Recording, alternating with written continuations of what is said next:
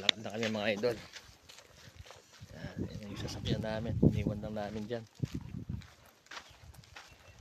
Si Idol Marvin yan. Ginagawa itong daan dito. Parang lalagyan din ng tubig daanan siguro.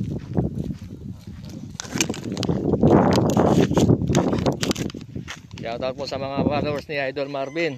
Yan, mga sa amin sa Pilipinas. Shoutout sa inyo. Mga hunter dyan.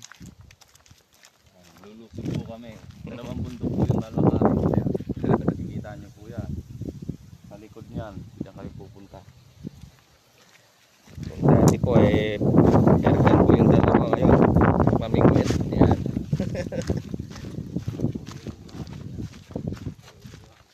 Shoutout po sa mga sa pamilya ko dyan sa Pilipinas, mga kumpare ko, kumpartada ko, katoda ko,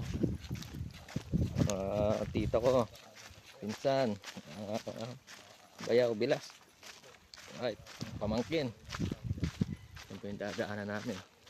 Doon na kami galing. Okay, right.